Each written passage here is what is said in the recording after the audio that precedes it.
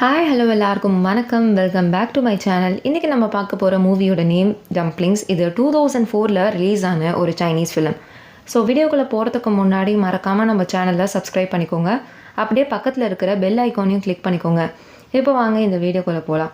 படத்தோட ஸ்டார்டிங் சீனில் இங்கே ஒரு லேடியை தான் காட்டுறாங்க. இவளோட நேம் மே. இப்போ இவள் ஏர்போர்ட்டில் ஒரு லஞ்ச் கேரியரை வச்சுக்கிட்டு நின்றுட்டுருக்கா. அந்த ப்ராசஸ்லாம் முடிஞ்சதுக்கப்புறம் அந்த லஞ்ச் கேரியர் எடுத்துக்கிட்டு அவள் வீட்டுக்கு வரா. வீட்டுக்கு வந்ததுக்கப்புறம் அந்த லஞ்ச் கேரியரில் இருக்க எல்லா ஃபுட்டையுமே டஸ்ட்பினில் கொட்டுறா, ஒரே ஒரு பாக்ஸை தவிர. அந்த பாக்ஸ்குள்ளே ஜெல்லி மாதிரி ஒன்று இருக்குது. அந்த ஜெல்லியை எடுத்து அவள் அப்படியே சாப்பிட்றா. இங்கே அப்படியே மேயோட வீட்டுக்கு கீழே காட்டுறாங்க. ஒரு கார் வருது. அந்த காரில் இருந்து ஒரு லேடி இறங்குறாங்க. இவளோட பேர் மிஸ்ஸஸ் லீ. இவ தான் நம்ம மூவியோட ஹீரோயின். இப்போ இவன் நேராக எங்கே வரான்னு பார்த்தீங்கன்னா நம்ம மேயோட வீட்டுக்கு தான் வரா. காலிங் பில் அடிக்கிறா. நம்ம மே இவளை பார்த்ததுக்கப்புறம் உள்ளே வாங்க, உங்களுக்காக தான் வெயிட் பண்ணிகிட்ருக்கேன், டம்ப்ளிங்ஸ் ரெடி ஆகிட்டுருக்கு அப்படின்ற மாதிரி சொல்கிறா. ஆக்சுவலாக நம்ம ஹீரோயின் ஒரு பெரிய ஸ்டார். ஆனால் இப்போ எல்லாத்தையும் விட்டுட்டு சாதாரண ஹவுஸ் ஒய்ஃபாக இருக்கா. அவள் இப்போ மெய்யை பார்க்குறதுக்கு வந்திருக்க ரீசன் என்னென்னு பார்த்தீங்கன்னா, மெய் ஒரு டம்ப்ளிங் செய்கிறா. அந்த டம்ப்ளிங்ஸை சாப்பிட்டா ஃபார் எவர் எங்கே இருக்கலாம் அப்படின்னு சொல்லிட்டு எல்லாருமே சொல்கிறாங்க. அதை கேட்டுட்டு தான் இங்கே வந்திருக்கா. ஸோ அதை சாப்பிட்டா இவளும் எங்கே இருக்கலாம் அப்படின்னு சொல்லிட்டு, ஸோ அதை பற்றி இப்போ நம்ம மெய்கிட்ட கேட்டுட்ருக்கா. நான் நீ செய்கிற டம்ப்ளிங்ஸை சாப்பிட்டா எங்கே இருக்க முடியுமா, இதெல்லாம் உண்மையா அப்படின்னு சொல்லிட்டு கேட்கும்போது மெய் சொல்கிறா, நான் தான் அதுக்கான லிவிங் ப்ரூஃப். என்ன பார்க்குறீங்கல்ல, நான் இதை சாப்பிட்டு தான் இவ்வளோ எங்கே இருக்கேன். சரி, என்னோட ஏஜை கெஸ் பண்ணுங்க அப்படின்னு சொல்லிட்டு இவ சொல்ல, உனக்கு என்ன, நீ உன்னோட 30s இருப்ப அப்படின்னு சொல்லிட்டு நம்ம ஹீரோயின் சொல்கிறா. இதை கேட்டுட்டுமே சிரிக்கிறா. இங்கே இருக்க எல்லாருமே என்னை ஆன்ட்டின்னு சொல்லி தான் கூப்பிடுவாங்க. எனக்கு அவ்வளோ வயசு, ஆனால் பார்த்தா தெரியாது. அதுக்கு காரணம் இந்த டம்ப்ளிங்ஸ் தான். இந்த டம்ப்ளிங்ஸை சாப்பிட்டுட்டு தான் நான் இவ்வளோ எங்கே இருக்கேன். நீங்கள் சாப்பிட்டீங்கனாலும் நீங்களும் எங்கே இருப்பீங்க அப்படின்னு சொல்லிட்டு அவள் சொல்லிட்டுருக்கா. இதுக்கப்புறம் மெய் என்ன பண்ணுறா, நேராக கிச்சனுக்கு போயிட்டு அந்த டம்ப்ளிங்ஸை ப்ரிப்பேர் பண்ணி எடுத்துகிட்டு நம்ம ஹீரோயின் கிட்ட கொடுக்குறா. அவளுக்கு இதை பார்க்கும் போதே ஒரு பிலீஃப் வரல. பட் ஸ்டில் வேறு வழி இல்லை அப்படின்னு சொல்லிட்டு சாப்பிட்றா. சாப்பிட்டதுக்கப்புறம் அவளுக்கு அந்த டேஸ்ட்டு பிடிக்கல. வச்சோடனே அப்படியே துப்பிடுறா. இதை பார்த்ததுக்கப்புறம் மெய் சொல்கிறா, இதோட வேல்யூ தெரியாமல் இதை துப்பாதீங்க, இதை வேஸ்ட் பண்ணாதீங்க அப்படின்னு சொல்லிட்டு கீழே விழுந்து அந்த டம்ப்ளிங்ஸை எடுத்துகிட்டு நேராக அவள் வளர்க்குற ஒரு பிளான்ட்டோட மண்ணில் போய் புதைக்கிறா. இதுக்கப்புறம் பாருங்கள் இந்த பிளான்ட் எப்படி வளரப்போகுது. இந்த பிளான்ட்டே இப்படி வளருதுன்னா உங்களோட ஏஜ்லேயும் நல்ல டிஃப்ரென்ஸ் தெரியும். நீங்கள் சீக்கிரமாகவே எங்கே ஆகிடுவீங்க. ஸோ அதில் என்ன இருக்குது அப்படின்லாம் நினைக்காம அதுலேருந்து வர ரிசல்ட்டை பற்றி மட்டும் நினச்சி சாப்பிடுங்க அப்படின்ற மாதிரி இவ சொல்கிறா. இதை கேட்டோன்னு நம்ம ஹீரோயினும் ஓகே அப்படின்னு சொல்லிட்டு அதை ஃபுல்லாக சாப்பிட்டு முடிக்கிறா. இதுக்கப்புறமே நம்ம ஹீரோனுக்காக ஒரு பாட்டு பாடுறா. பிகாஸ் அவள் எல்லா கஸ்டமர்ஸ்க்கும் இப்படி ஒரு பாட்டு பாடுவாளாம். அதே மாதிரி நம்ம ஹீரோனுக்கு ஒரு பாட்டு பாடுறா. இங்கே அப்படியே இந்த சீனை கட் பண்ணி இங்கே அப்படியே ஒருத்தனை காட்டுறாங்கல்ல, இவனோட பேர் லீ. இவன் தான் நம்ம ஹீரோனோட ஹஸ்பண்ட். இவன் பெரிய பணக்காரன், பெரிய பிஸ்னஸ் மேன். இந்த மூவிஸ் சீரீஸ் அந்த மாதிரிலாம் ஸ்பான்சர் பண்ணக்கூடிய ஒரு பெரிய பிக் ஷாட். இவன் இப்போது ஒரு ஹோட்டலில் தான் ஸ்டே பண்ணிகிட்ருக்கான். அங்கே இருக்க ஒரு பொண்ணு கூட ஃப்ளர்ட் பண்ணிகிட்ருக்கான். இந்த பொண்ணு அந்த ஹோட்டலில் தான் வேலை செய்கிறா. இவன் எதுக்கு இந்த ஹோட்டலில் தங்கியிருக்கான்னு பார்த்தீங்கன்னா, இவனோட வீடு ரெனோவேஷன் ஒர்க் போயிட்டுருக்கு. ஸோ அதனால தான் இவன் இப்படி இங்கே தங்கிட்டுருக்கான். இவன் மட்டும் இல்லை, நம்ம ஹீரோயினும் இங்கே தான் தங்கிட்டுருக்கா. இப்படி இவன் தங்கிட்டு இந்த கேப்பில் அந்த பொண்ணு கூட இவன் அஃபேர் வச்சுருக்கான். இது நம்ம ஹீரோயினுக்கு நல்லாவே தெரியும். ஆனால் அவளால் எதுவுமே சொல்ல முடியல. நான் இப்படி ஏஜ் ஆகிட்டே போகிறேன் அப்படின்ற ஒரே காரணத்துக்காக தான் அவன் என்னை விட்டுட்டு போகிறான். அவன் என் கூட இருக்கணும் அப்படின்னா நான் எங்கே இருக்கணும் அப்படின்னு சொல்லிட்டு தான், அதனால தான் அந்த டம்ப்ளிங்ஸை சாப்பிட்டுட்டு நம்ம எங்காவே இருக்கணும், எங்கே இருந்தால் இவன் நம்மளை விட்டுட்டு போக மாட்டான் அப்படின்ற ஒரு டிசிஷனை எடுத்து தான் நம்ம மெய்கிட்டே வந்திருக்கா அந்த டம்ப்ளிங்ஸை சாப்பிட்றதுக்கு. இவன் இங்கே ஒரு எக்கை சாப்பிட்றான். அந்த எக்கை பார்க்குறதுக்கே ஒரு மாதிரி இருக்குது. ஆனால் அவன் இந்த எக்கை சாப்பிட்றான். எதுக்குன்னு கேட்டால், ஃபார் எவர் இவனும் எங்கே இருக்கணும்னு சொல்லிட்டு இவன்கிட்ட யாரும் சொல்லியிருப்பாங்க போல். ஸோ அதனால் அந்த ஃபிட்டாகவும் எங்காவும் இருக்கிறதுக்கு இவனும் அதை சாப்பிட்றான். ஒரு ரிச்சுவல் மாதிரி ஃபாலோ பண்ணிகிட்ருக்கான். இங்கே நடக்கிறத எல்லாத்தையுமே ஹீரோயின் அவள் ரூமில் இருந்து பார்த்துட்ருக்கா. அவளால் பார்க்க மட்டும்தான் முடியுது, எதுவுமே சொல்ல முடியல. இங்கே அப்படியே இந்த சீனை கட் பண்ணி மேதான் காட்டுறாங்க. அவள் ஒரு ஹாஸ்பிட்டலுக்கு வந்திருக்கா. அங்கே இருக்க ஒரு நர்ஸ்க்கு காசு கொடுத்து அந்த ஜெல்லியை வாங்குறா. இந்த ஜெல்லியை தான் அந்த ஸ்டார்டிங் சீனில் கூட அவள் வாங்கியிருப்பா. அந்த நர்ஸ் சொல்கிற, அடிக்கடிலாம் வராத, சிசிடிவி போலீஸ் எல்லாருமே இருக்காங்க, ஸோ இங்கே வர்றது சேஃப் இல்லை அப்படின்ற மாதிரி அவள் சொல்கிறா. மெய் சரி சரி அப்படின்னு சொல்லிட்டு அந்த ஜெல்லியை வாங்கிட்டு அவள் போகிறா. மெய்யை பார்த்தே சொல்லணும்னா மெய் ஒரு டாக்டர். ஆனால் இப்போ அந்த ப்ரொஃபஷனில் இவ இல்லை. அதனால தான் அவள் இப்படி யாருக்கும் தெரியாமல் இந்த ஜெல்லியை வாங்கிட்டு போகிறா. இப்போ நேராக இவ ஏர்போர்ட்டுக்கு தான் வந்திருக்கா. அங்கே இருக்க ஒரு ஆஃபீஸர் இவ கையில் இருக்க அந்த லஞ்ச் கேரியரை பார்த்துட்டு அதை செக் பண்ணோம் அப்படின்ற மாதிரி சொல்கிறாரு. ஓப்பன் பண்ணி பார்த்தா அதில் ஃபுல்லாக லஞ்ச் தான் இருக்குது. ஏன்னா அதில் இருக்க கடைசி பாக்ஸில் தான் இவ அந்த ஜெல்லி வச்சுருப்பா. அப்போ அவள் சொல்கிறா, இந்த லஞ்ச் என்னோட குழந்தைக்கு அப்படின்ற மாதிரி சொன்னோன்னா அந்த ஆஃபீஸர் ஃபர்தராக எந்த கொஸ்டினும் கேட்காம எடுத்துகிட்டு போ அப்படின்ற மாதிரி சொல்லிடுறாரு. இவெல்லாம் எடுத்துக்கிட்டு நேராக வீட்டுக்கு வரா. வீட்டுக்கு வந்த உடனே அந்த ஜெல்லியை வச்சு அந்த டம்ப்ளிங்ஸை ப்ரிப்பேர் பண்ணுறான். ஹீரோயினும் மெய்யோட வீட்டில் தான் இருக்கா. அப்போ ஹீரோயினுக்கு வந்து ஒரு கால் வருது அவளோட நெஃப்யூ கிட்ட இருந்து. அப்போது 2 பேரும் பேசிகிட்டு இருக்காங்க. அவள் பேசி முடிச்சதுக்கப்புறம் மெய் வந்து யார் உங்களோட பையனா அப்படின்னு சொல்லிட்டு கேட்கும்போது, இல்லை எனக்கு குழந்தெல்லாம் இல்லை, யாரோட ப்ராப்ளம்னு தெரில, ஆனால் எங்கள் 2 பேருக்கும் குழந்தை இல்லை அப்படின்ற மாதிரி சொல்லிட்டு இருக்கா. அப்போ மெய் சொல்கிறா, நீங்கள் கவலையப்படாதீங்க, என்னோட டம்ப்ளிங்ஸை சாப்பிடுங்க, சீக்கிரமாகவே உங்களுக்கு குழந்தை பிறக்கும் அப்படின்ற மாதிரி அவள் சொல்கிறா. அப்போ நம்ம ஹீரோயின் கேட்குறா, சரி உன்னோட டம்ப்ளிங் சாப்பிட்டா வந்து ரிசல்ட் கிடைக்கும்ன்றது எனக்கு தெரியும், ஆனால் ரேர் ஸ்டஃப்பாக எதனா வச்சுருப்பில்ல, அதை சாப்பிட்டா உடனே ரிசல்ட் கிடைக்கும்ல, அது மாதிரி எதனா ஸ்டஃப் இருந்தால் எனக்கு சொல்ல, அது எனக்கு கூட எவ்வளோ காசு ஆனாலும் பரவாயில்ல, அதை சாப்பிட்டு நான் சீக்கிரமாக எங்கானோ அப்படின்ற மாதிரியா சொல்கிறான். அப்போ வந்து மெய் என்ன பண்ணுறா, ஒரு புக்கை எடுத்து நம்ம ஹீரோயின் கிட்ட கொடுக்குறா. அந்த புக்கில் வந்து ஒரு 8 இயர்ஸ் பாட்டி வந்து இந்த மாதிரி டம்ப்ளிங்ஸை சாப்பிட்டுட்டு அகெயின் வந்து 18 இயர்ஸ் மாதிரி ஃபீல் ஆயிருக்கு அப்படின்ற மாதிரி ஒரு ஆர்டிக்கல் எழுதியிருக்காங்க போல். அந்த ஆர்டிக்கலை வந்து படிக்க சொல்கிறா. நீங்கள் வந்து இதை படிச்சுக்கிட்டே இருங்க, நான் போய் டம்ப்ளிங்ஸை செஞ்சு எடுத்துகிட்டு வரேன் அப்படின்ற மாதிரி சொல்லிட்டு மெய் வந்து நம்ம ஹீரோயின் கிட்ட அந்த புக்கை கொடுத்துட்டு அவள் அந்த டம்ப்ளிங்ஸை ப்ரிப்பேர் பண்ண போகிறா. அப்போது நம்ம ஹீரோயினுக்கு வந்து அவள் அப்படி என்ன தான் பண்ணுறா அப்படின்னு சொல்லிட்டு அந்த கிச்சனோட அந்த செவுத்தில் காற்று வச்சு கேட்குறா. அப்போ மெய் வந்து அந்த ஜெல்லியை வந்து கட் பண்ணிகிட்ருக்கா. கட் பண்ணால் ஒரே ரத்தம், அந்த கையிலையும் சரி அந்த கத்திலையும் சரி ஒரே ரத்தமாக இருக்குது. அப்போது நம்ம மெய் என்ன பண்ணுறா, அந்த ஜெல்லி எடுத்துக்கிட்டு நேராக நம்ம ஹீரோயின் கிட்ட வந்து அந்த ஜெல்லியை காட்டுறா. அதில் இருக்க பிளட்டை பார்த்தோன்னு நம்ம ஹீரோயின் பயந்தே போயிடுறா. அப்போ மெய் சொல்கிறா, இன்னுமா பயந்துட்டு இருக்கீங்க, பயப்படாதீங்க, சைனாவில் ஒருத்தவங்க டாக்டராக இருக்காங்கன்னா அவங்க கண்டிப்பாக வந்து இன்டெலிஜென்ட்டாக தான் இருக்கணும், இன்டெலிஜென்ட்டாக இருந்தால் மட்டும்தான் அவங்களால டாக்டர் ஆக முடியும். நான் டாக்டராக இருந்திருக்கேன், ஸோ எனக்கு நல்லா தெரியும் என்னோடய ப்ராசஸை பற்றி, ஸோ நீங்கள் எதுக்குமே பயப்படாதீங்க அப்படின்ற மாதிரி சொல்கிறா. இதுக்கப்புறம் சொல்லிவிட்டு அந்த டம்ப்ளிங்ஸை ப்ரிப்பேர் பண்ணி எடுத்துகிட்டு வந்து நம்ம ஹீரோயின் கிட்டே கொடுக்குறா. நம்ம ஹீரோயின் இந்த வாட்டி எதை பற்றியும் யோசிக்காமல் அதை வாங்கி ஃபுல்லாக சாப்பிட்டுறா. சொல்லப்போனால் டெய்லியும் வரா, டெய்லி வந்து அதை சாப்பிட்டுட்டு போகிறா. அந்த டேஸ்ட்டு அந்த ஸ்மெல் எதை பற்றியும் யோசிக்காமல் அதை வந்து ஃபுல்லாக சாப்பிட்டு முடிச்சிட்றா. பிகாஸ் அவளுக்கு வந்து சீக்கிரமாகவே எங்காகணும், அதுக்கான ரீசன் என்னன்னு நமக்கு தெரியும். அதனால தான் வந்து அவள் இவ்வளோ வந்து எஃபர்ட்ஸ் போட்டு இதை வந்து பண்ணிகிட்ருக்கா. இங்கே அப்படியே இந்த சீனை கட் பண்ணி லீயை தான் காட்டுறாங்க. அவன் வந்து அந்த ஹோட்டலில் வேலை செய்கிற அந்த பொண்ணு கூட ரொம்ப க்ளோஸாக இருக்கான். அந்த டைமில் வந்து நம்ம ஹீரோயின் வந்து கால் பண்ணுறா. உங்களுக்கு எதனா வேணுமா, நான் எதனா வாங்கணுமா, நான் பேக்கரியில் இருக்கேன் அப்படின்ற மாதிரி சொல்லும்போது, இல்லை எனக்கு எதுவும் வேணாம், நான் இப்போ ஒர்க்கில் இருக்கேன், நான் அப்புறம் கால் பண்ணுறேன் அப்படின்ற மாதிரி அவன் சொல்கிறான். அப்போ வந்து நம்ம ஹீரோயின் சொல்கிறா, நம்மளோட 15th இயர் ஆனிவர்சரி வரப்போகுது, ஸோ வீட்டுக்கு வந்துருங்க நாளைக்கு அப்படின்னு சொல்லும்போது, சரி நாளைக்கு நான் வந்துடுறேன் அப்படின்னு சொல்லிட்டு காலை கட் பண்ணிடுறான். நாளைக்கு அவன் சொன்ன மாதிரி வீட்டுக்கு வரான். ஆனால் நம்ம ஹீரோனை பார்க்கறதுக்கு இல்லை, அந்த ஆனிவர்சரியை செலிப்ரேட் பண்ணுறதுக்கும் இல்லை. அவன் வந்து எங்கேயோ ஊருக்கு போகிறானா, அதாவது ஒர்க் ட்ரிப் தான். ஸோ அதுக்காக லக்கேஜ் பேக் பண்ண அப்படின்னு சொல்கிறதுக்கு தான் வந்திருக்கான். அதே மாதிரி நம்ம ஹீரோன் வந்து லக்கேஜை வந்து ரொம்ப சோகமாக பேக் பண்ணிகிட்ருக்கான். அந்த டைமில் வந்து நான் ஒரு 4-5 நாள் தான் திருப்பி வந்துடுவேன், நீ கவலைப்படாத அப்படின்னு சொல்லிட்டு ஒரு செக்கு கொடுக்குறான். இதை வச்சு நீ ஷாப்பிங் பண்ணு, இல்லை உன்னோட நெஃப்யூவை பார்க்கறதுக்கு நீ லண்டன் போயிட்டு வா, ஜாலியாரு அப்படின்ற மாதிரி இவன் சொல்கிறான். ஆனால் நம்ம ஹீரோனோட முகத்தில் வந்து சந்தோஷமே இல்லை. பிகாஸ் அவளுக்கு வந்து ஆனிவர்சரியை சேர்ந்து கொண்டாடணும்னு தான் ஆசை, ஆனால் அது இப்போ முடியாமல் போயிடுச்சுல. ஸோ ரொம்ப சோகத்தில் வந்து அந்த லக்கேஜை வந்து பேக் பண்ணிகிட்ருக்கா. இங்கே அப்படியே வந்து நெக்ஸ்ட் சீனில் நம்ம ஹீரோனை தான் காட்டுறாங்க. அவள் மெய்யோட வீட்டில் தான் இருக்கா. அந்த டம்ப்ளிங்ஸை சாப்பிட்டுட்டு இருக்கும்போது அதில் வந்து ஏதோ க்ரன்ச்சியாக ஃபீல் ஆகுது, போனா அப்படின்ற மாதிரி கேட்குறா. ஆமாம்மா அது போன் தான், குட்டியாக தான் இருக்கும், கவலைப்படாதீங்க, நெக்ஸ்ட் டைம் நான் வந்து இன்னும் ஃபைனாக சாப் பண்ணுறேன் அப்படின்ற மாதிரி மெய் சொல்கிறா. அப்போ இதெல்லாம் சாப்பிட்டு முடிச்சதுக்கப்புறம் ஹீரோயின் வந்து கண்ணாடியை பார்த்துட்டு, எனக்கு ஒரு டிஃப்ரென்ஸுமே தெரியல, சாப்பிட்றதுக்கு முன்னாடி எப்படி இருந்தனோ அதே மாதிரி தான் இப்பயும் இருக்கேன், எனக்கு உன்னோட ரேர் ஸ்டஃப்பை சீக்கிரமாக கொடு அப்படின்னு சொல்லிட்டு கேட்குறா. அப்போ மெய் சொல்கிறா, கவலையப்படாதீங்க, அதை நான் சீக்கிரமாக ரெடி பண்ணுறேன், ரெடி பண்ண உடனே உங்களுக்கு தான் நான் ஃபஸ்ட்டு இன்ஃபார்ம் பண்ணுவேன் அப்படின்ற மாதிரி அவள் சொல்கிறா. சரி அப்படின்னு சொல்லிட்டு நம்ம ஹீரோனும் வந்து நீ ரெடி பண்ணிவிட்டு என்னை கூப்பிடு அப்படின்னு சொல்லிட்டு அவள் வந்து மெய்யோட வீட்டிலேருந்து கிளம்புறா. அப்போன்னு பார்த்து மெய்யோட வீட்டுக்கு ஒரு அம்மாவும் பொண்ணும் வராங்க. அந்த பொண்ணோட பேர் கேட். அந்த கேட் வந்து ப்ரெக்னெண்ட்டாக இருக்கா. அதுக்கு காரணமே அவங்க அப்பா தான். இந்த விஷயம் வெளியில் தெரியறதுக்கு முன்னாடி அந்த குழந்தைய வந்து அபார்ட் பண்ணிவிடுங்க அப்படின்னு சொல்லிட்டு தான் அவங்க அம்மா கூட்டிகிட்டு வந்திருக்காங்க. இதை வெளியில் போய் பண்ணால் கொஞ்சம் காசு அதிகமாகும், ஸோ நீங்களே பண்ணிவிடுங்களேன் அப்படின்னு சொல்லிட்டு அவங்க அம்மா கேட்கும் போது, இதெல்லாம் நான் பண்ணக்கூடாது, இதெல்லாம் இல்லீகல் அப்படின்னு சொல்லிட்டு நம்ம மெய் சொல்கிறா. பாவம் அந்த பொண்ணுக்கு வெறும் 15 வயசு தான் ஆகுது, எனக்காக இந்த ஹெல்ப் பண்ணுங்க அப்படின்னு சொல்லிட்டு ரொம்ப வந்து கெஞ்சி கேட்குறாங்க அவங்க அம்மா. இதை பார்த்தோன்னே யாருக்காக இருந்தாலும் மனசு இறங்க தானே செய்யும். அதே மாதிரி மெய் வந்து இந்த பொண்ணை போய் செக் பண்ணி பார்க்குறா. பார்த்தா அவள் வந்து 5 months ப்ரெக்னெண்ட்டாக இருக்கா, காலெல்லாம் வீங்கி போயிருக்கு. இப்போ பண்ணால் ரிஸ்கி தான், பட் நீங்கள் இவ்வளோ கேட்குறீங்கன்னு நான் பண்ணுறேன் அப்படின்னு சொல்லிட்டு அவள் இந்த ப்ராசஸ்க்கு வந்து ஒத்துக்கிறா. சீக்கிரமாக வந்து நம்ம அபார்ஷன் ப்ராசஸை ஸ்டார்ட் பண்ணிடலாம் அப்படின்ற மாதிரியும் சொல்கிறான். இங்கே அப்படியே வந்து லீயை காட்டுறாங்க. லீ வந்து ஊருக்கு போகிறேன், அதாவது ஒர்க் ட்ரிப்புக்கு போகிறேன்னு சொல்லிட்டு அங்கே போகாமல் அந்த பொண்ணு கூட ஒரு ஹோட்டலில் ஸ்டே பண்ணியிருக்கான்.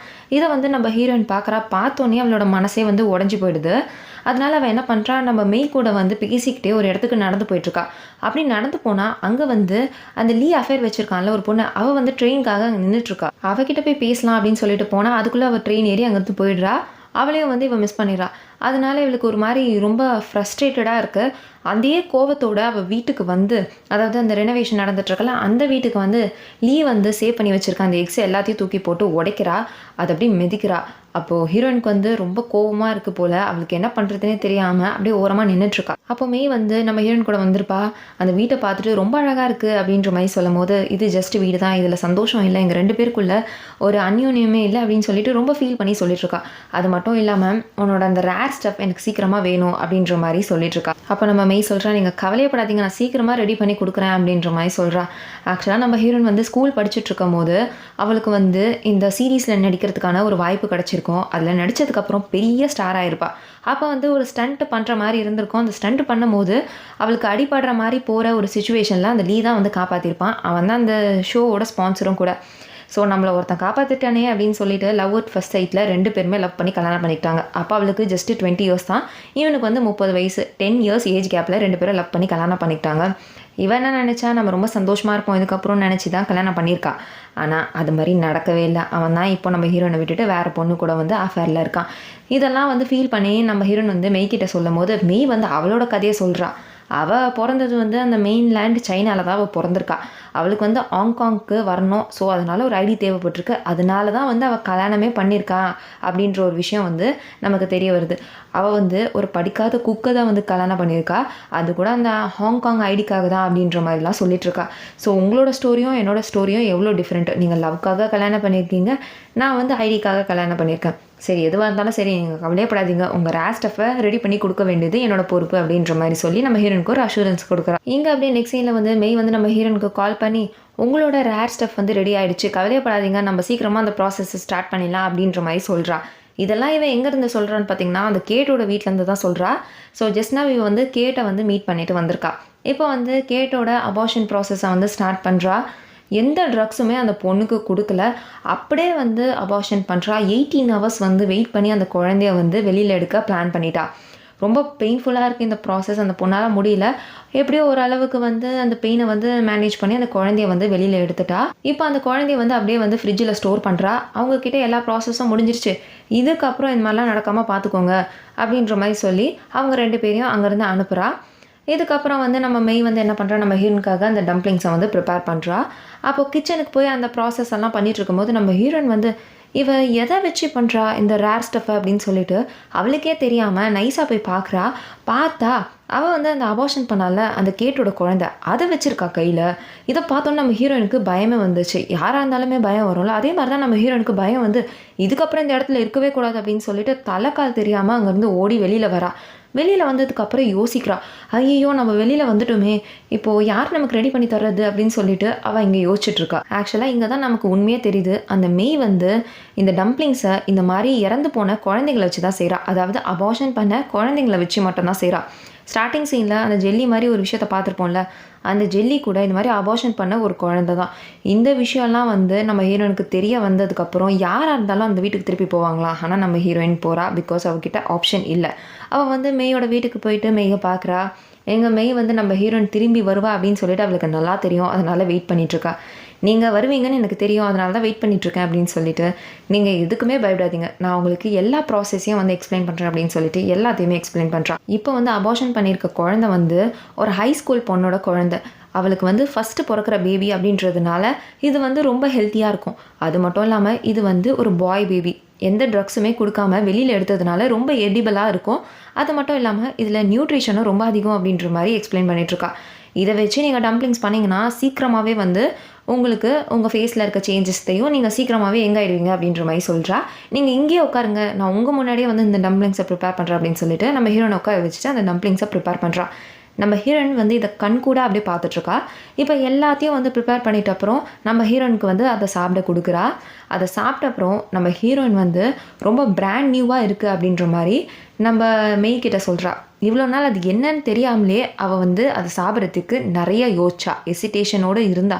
ஆனால் இப்போ அது என்னன்னு தெரிஞ்சும் அவள் சாப்பிட்றா. பிகாஸ் அவளுக்கு வந்து எங்காறது வந்து அவ்வளோ முக்கியம். இப்படி வந்து இவள் சாப்பிட்டு முடிச்சதுக்கப்புறம் அந்த ரிவ்யூவும் கொடுத்ததுக்கப்புறம் அவளுக்கு வந்து ஒரு கால் வருது. யாருன்னு பார்த்தா லீ தான். அவனோட கால் வந்து உடஞ்சி போயிருக்கான், வீட்டில் வந்து படுத்த படுக்கையாக இருக்கான் அப்படின்னு சொல்லிட்டு கால் வருது. இதை வந்து மெய்கிட்ட சொல்லிட்டு நான் இப்பயே வீட்டுக்கு போகணும் அப்படின்னு சொல்லிட்டு அவளோட திங்ஸ் எல்லாம் எடுத்துக்கிட்டு நேராக வந்து அவளோட வீட்டுக்கு தான் வர. வந்து பார்த்தா அந்த லீ வந்து காலில் கட்டு போட்டு படுத்துட்ருக்கான். அப்போ நம்ம ஹீரோயின் வந்து பக்கத்தில் வந்து உட்காரா. அப்போ லீ வந்து நம்ம ஹீரோனை பார்த்து ரொம்ப அழகாக இருக்கே அப்படின்னு சொல்லிட்டு இங்கே வந்து 2 பேருமே வந்து க்ளோஸ் ஆகுறாங்க. எங்கே அப்படியே இந்த சீனை கட் பண்ணி கேட்டதான் காட்டுறாங்க. அபார்ஷன் ப்ராசஸ் முடிஞ்சதுக்கப்புறம் அவங்க அம்மாவோட வீட்டுக்கு நடந்து போயிட்டுருக்கா. திடீர்னு பார்த்தா அவளோட ஸ்கர்ட் ஃபுல்லாகவே பிளட்டு. அப்படியே மயக்க போட்டு கீழே விழுறா. விழும்போது அவங்க அம்மா கிட்ட சொல்கிறா, எனக்கு என்னமோ ஆகுது, என்னை தயவு செஞ்சு சாக விட்டுறாதீங்க அப்படின்ற மாதிரி சொல்கிறா. இதை கேட்டோன்னா அவங்க அம்மா வந்து உனக்கு எதுவுமே ஆகாது அப்படின்னு சொல்லிட்டு பயங்கரமாக வந்து அழுதுட்ருக்காங்க. இங்கே வந்து நம்ம ஹீரோயினை காட்டுறாங்க, ரொம்ப சந்தோஷமாக இருக்கா. அந்த லீ வந்து நம்ம ஹீரோயின் கூட மறுபடியும் பழைய மாதிரி இருக்க ஆரம்பிச்சிட்டான். எல்லா அப்பாயின்மெண்ட்ஸையும் கேன்சல் பண்ணிட்டு நம்ம ஹீரோயின் கூடயே இருக்க ஸ்டார்ட் பண்ணிட்டான். இப்போ ஹீரோயின் வந்து ஏதோ பார்ட்டிக்கு போன போல். ஸோ அந்த பார்ட்டிக்காக ட்ரெஸ் பண்ணிக்கிட்டு அந்த பார்ட்டிக்கு வரா. வந்து பார்த்தா அங்கே வந்து அவளோட எல்லா ஃப்ரெண்ட்ஸும் இருக்காங்க. எல்லாருமே இவளோட டிரான்ஸ்ஃபர்மேஷனை பற்றி தான் பேசுகிறாங்க. எல்லாரும் உட்காந்து பேசிகிட்டு இருக்கும்போது திடீர்னு நம்ம ஹீரோயின் மேலேருந்து ஒரு ஸ்மெல் வருது. அவள் கழுத்து கை எல்லாத்துலேயும் வந்து ரெட்டாக ரேஷ் மாதிரி இருக்குது. இதை பார்த்ததுக்கப்புறம் இந்த இடத்துல இருக்கக்கூடாது அப்படின்னு சொல்லிட்டு அங்கேருந்து எழுந்து வந்துடுறா. அவள் எழுந்து அங்கேருந்து போனதுக்கு அப்புறமே அந்த ஸ்மெல் எல்லாமே போயிடுச்சு. எல்லாரும் வந்து என்ன இவள் போனதுக்கப்புறம் ஸ்மெல் போயிடுச்சு அப்படின்னு சொல்லிட்டு பேச ஆரம்பிக்கிறாங்க. இவளுக்கு ஒரு மாதிரி ஆக்வர்டாக ஆகிடுச்சு. என்ன பண்ணுறதுன்னு தெரியல. வீட்டுக்கு வந்து அவகிட்ட இருக்க எல்லா சோப்பு பர்ஃப்யூம் எல்லாத்தையுமே ஊற்றி ஃபுல்லாக வந்து குளிச்சுட்ருக்கா.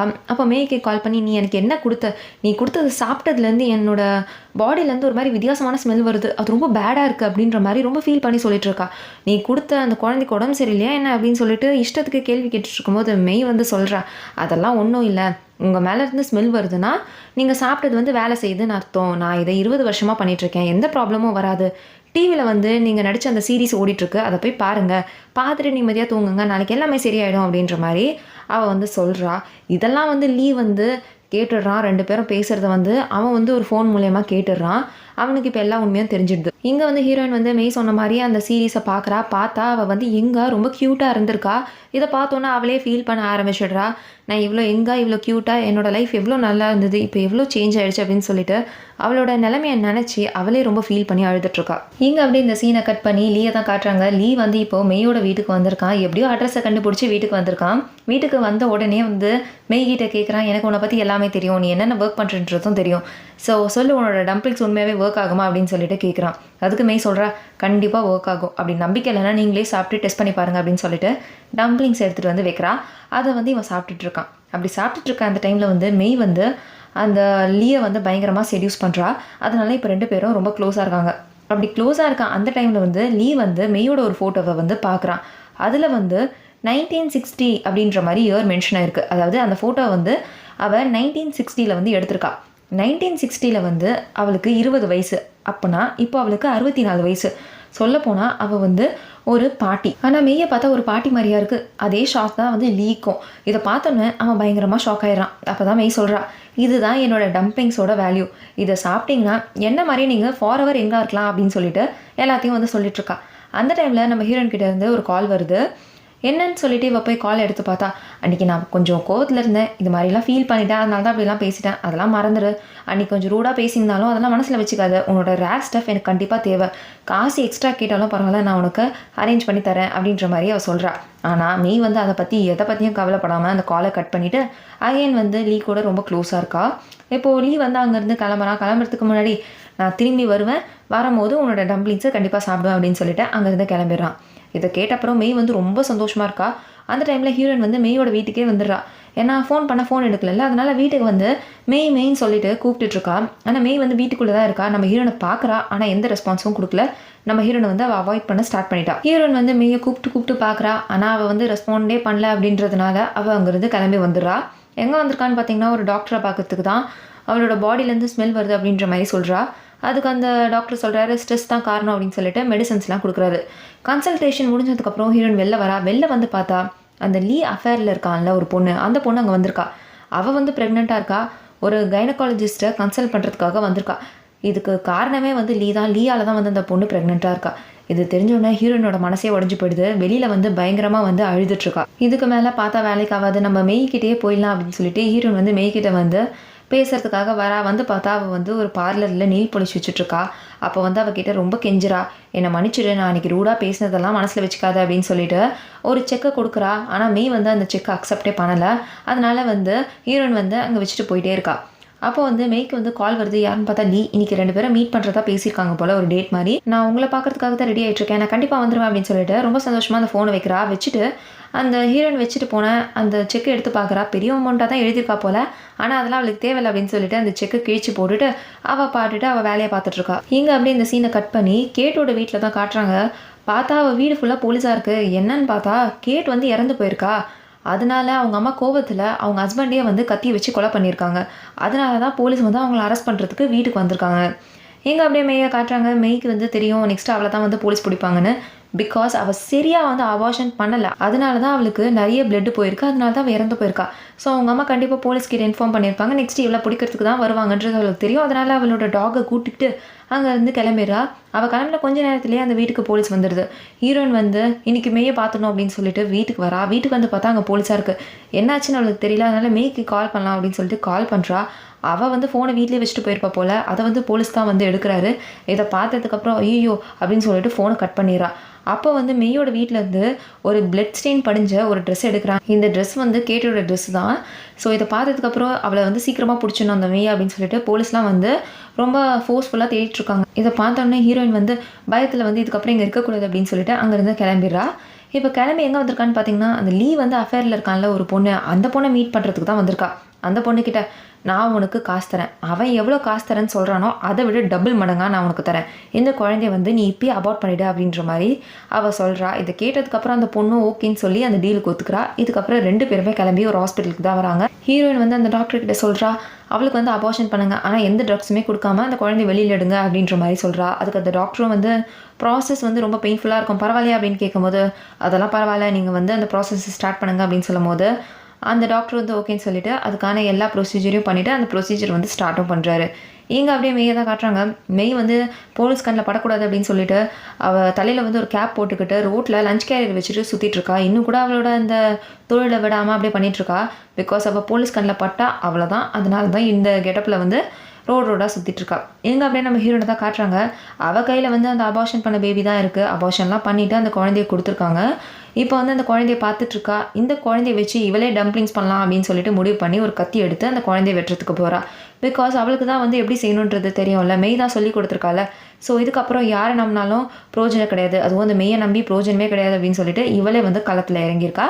இவளை வந்து இந்த குழந்தைய வச்சு அந்த டம்ப்ளிங்ஸை செய்யவும் ஸ்டார்ட் பண்ணிட்டான். இங்கே அப்படியே கொஞ்ச நாள் போகுது. கொஞ்ச நாள் போனதுக்கப்புறம் இங்கே அப்படியே வந்து ஒரு பொண்ணை காட்டுறாங்க. அவள் ரொம்ப சந்தோஷமாக கல்யாணத்துக்கு ரெடி ஆகிட்டுருக்கா.